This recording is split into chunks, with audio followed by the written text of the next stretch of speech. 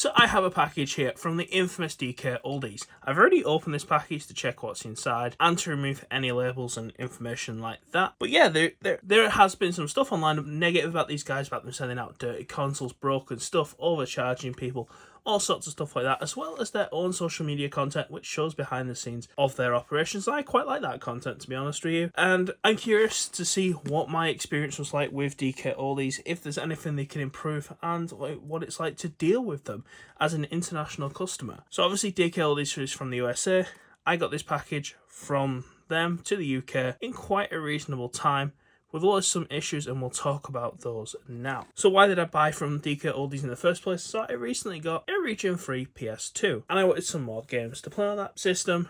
So I went online, found a copy of Okage that I wanted to buy, and to be honest with you, it was cheaper than the eBay price to have it sent to the UK, which I was quite surprised at. But we put our order in, and I didn't receive anything for about 2 weeks. So I checked the tracking information, and it looked like it never left their depot in whichever part of the USA they're in. So I contacted DKOldies to see where my order was, and it turns out I think it just got lost somewhere between them boxing my item, sticking a label on it, and it getting to UPS, which was unfortunate, but unfortunately stuff just does happen. I can't really blame them for that.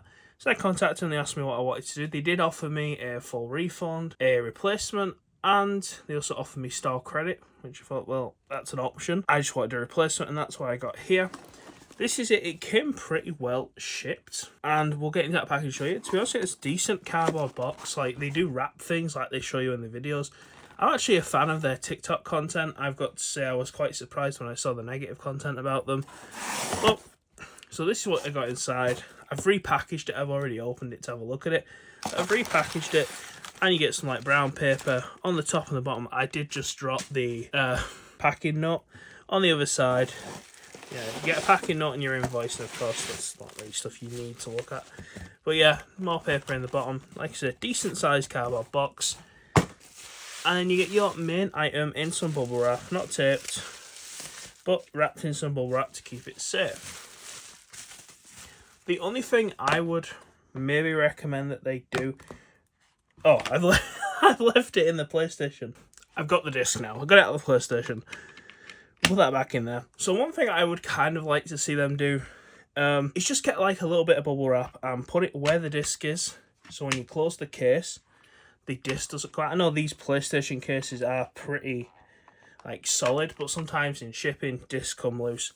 I think it'd solve them some issues. It's something I personally do if I ever sell anything like disc-based. A little bit of bubble wrap and it stops the disc from rattling around inside. But that didn't happen to me in this instance. So this is the game I got. I got a complete version. They do have options for like complete case and disc and like disc only. But yeah, the case is decent condition. It's, you know, you wouldn't call it like new or anything. A little bit of wear here and there. And we open it up inside. The manual is a little bit worse for wear. Can't argue with that one. And I don't think this red is supposed to be on it, because that's textured. I don't know what that is. I hope it's not blood. I honestly don't know what that is.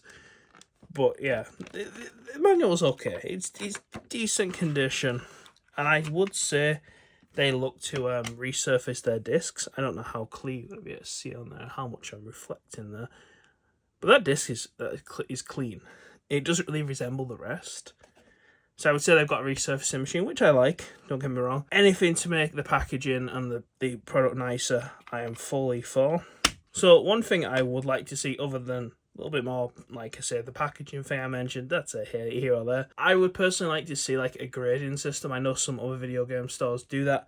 And like when you go on eBay and you've got like new, like new, very good, good, and acceptable. I would like to see a grading system maybe on their website for some of their more retro games, disc-based games. Because personally, I would have paid maybe a little bit more for a more nicer copy of the game.